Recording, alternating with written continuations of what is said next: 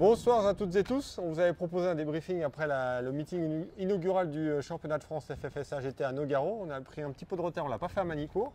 Et du coup, on est toujours à Dijon-Prenois pour ce troisième meeting de l'année qui marque la mi-saison. Donc vous voyez qu'on est encore à Dijon, parce qu'on a encore le panneau derrière. Donc tout le monde est en train de démonter parce que les courses se sont terminées il n'y a pas longtemps. Alors Pierre, qu'est-ce qu'on peut dire sur ce meeting de Dijon?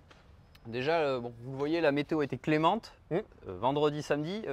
Hier, ce matin, ça a été un peu plus, difficile. Pour nous, ça a été un peu plus difficile pour le tourisme, surtout.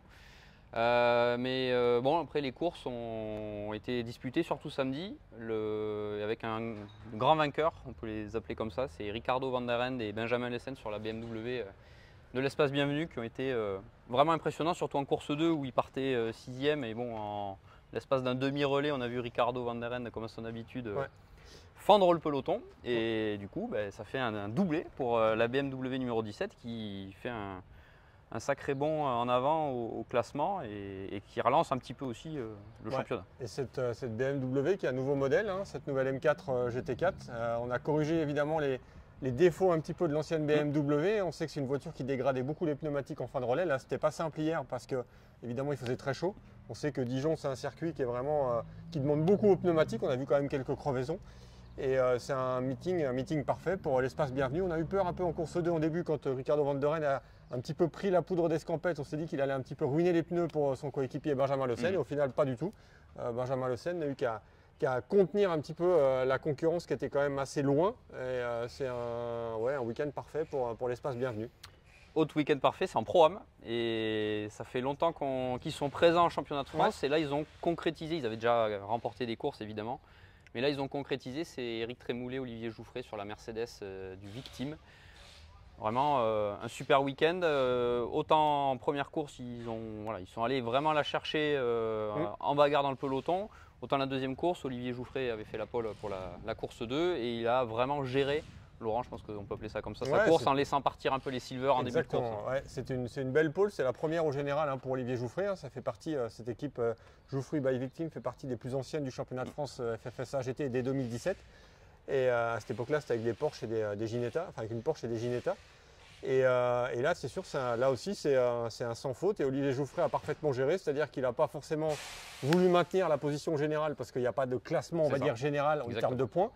Et lui, il fallait surtout contenir les assauts des voitures qui roulent dans sa classe en Pro-Am. Et ça a été parfaitement maîtrisé par la petite équipe gersoise qui engage qu'une seule voiture. Une seule voiture, c'est une équipe de bénévoles. On est allé parler avec Olivier après la première course. C'est vraiment des gens qui travaillent le lundi, qui sont là sur les meetings en bénévole uniquement pour les courses. Et le travail paye puisque ce n'est pas les grosses armadas comme peuvent l'être les grosses équipes habituées du championnat de France. Mais avec du travail. Olivier a été aussi honnête, une BOP un poil plus favorable pour la Mercedes sur cette course. Ça fait un doublé et ça fait 51 points puisqu'il y a le point de la pole et ça les replace également au classement Pro-Am. Et ce qui a bien aussi fonctionné, c'est pour Matmut Evolution aussi avec les Toyota. On a hier malheureusement la voiture de Jean-Luc Boblik et Jim Pla a connu une crevaison alors que Jean-Luc était en tête de la course. Donc ça aurait pu faire un beau résultat. Et il y a un podium aujourd'hui et une belle prestation aussi des deux féminines. Gabriela Gilkova et Lucille Cipriano qui montent à 2 reprises sur le podium. Ouais, c'est une bonne satisfaction pour l'équipe de Guillaume Andrieux et Jérôme Polican.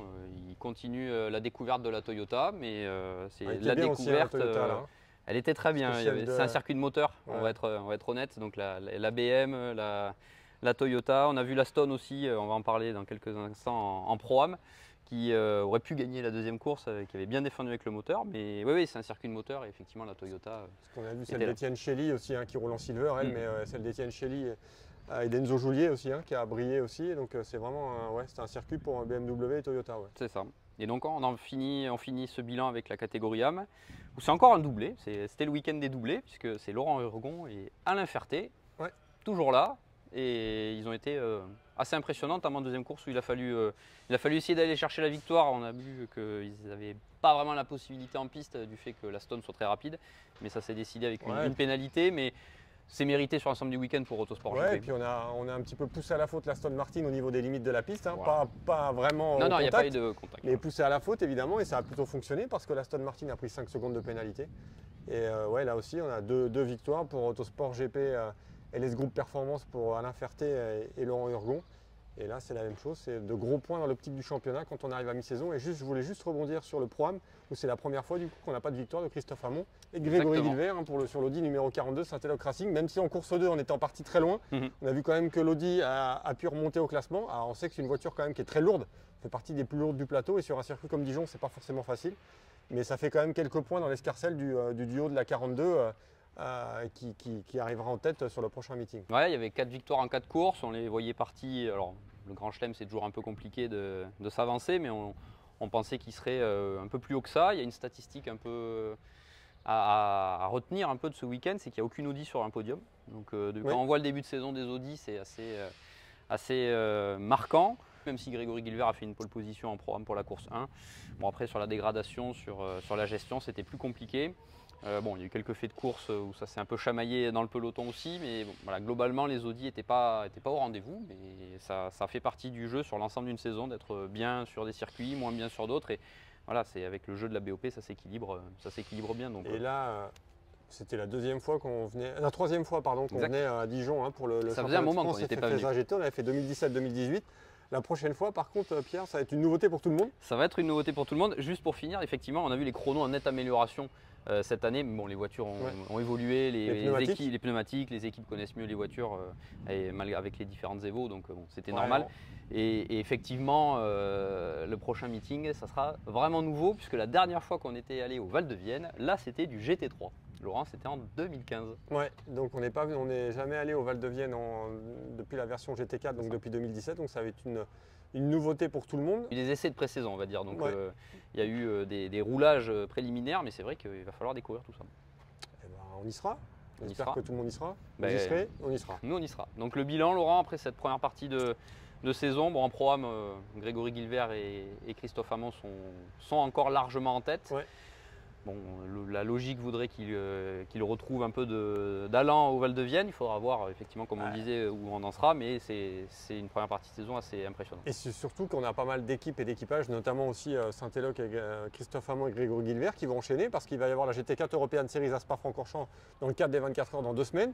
Ensuite, il va falloir aller au Val de Vienne et le week-end d'après, il va falloir aller en GT4 European Series à Misano. Donc ça va faire quand même beaucoup de meetings quand même à Sus avant une petite période quand même de repos, de vacances, d'été. Mais ça va vraiment s'enchaîner pour les équipes parce qu'on a pas mal d'équipes françaises qui roulent en GT4 European Series. Donc il va falloir aller de l'avant. Silver, la lutte est un peu plus serrée, effectivement, puisqu'on a vu là Ricardo Van der Ende et Benjamin Lessen scorer quasiment le maximum de points. Donc on sait qu'avec Étienne Chély, Enzo Joulier, voilà, ça va être sans doute un duel qui va commencer à s'articuler. Et en AM, on a vu Laurent Urgon, Alain Ferté qui sont toujours dans le match. Donc les classements vont bouger et ça va être intéressant pour cette deuxième partie de saison. Racing Spirit of Léman aussi, qui est toujours dans le match. Qui marque des points à chaque course. Qui marque des points et donc tout est ouvert et rien n'est joué. Exactement. Laurent, Val de Vienne, mais avant ça, on a un grand rendez-vous comme pour les équipes qui sont engagées, ce sera les CrowdStrike 24 heures de Spa. Exactement. Et avec les GT4 European Series en course support, donc Endurance Info y sera et on va essayer de vous faire vivre ça du mieux possible de l'intérieur. Et ça va être un grand rendez-vous et cette année bien compliqué de définir peut-être des favoris. Il y en a beaucoup. Ouais, c'est sûr que pour faire un pronostic, ça va être compliqué. Donc on va laisser ça aux spécialistes.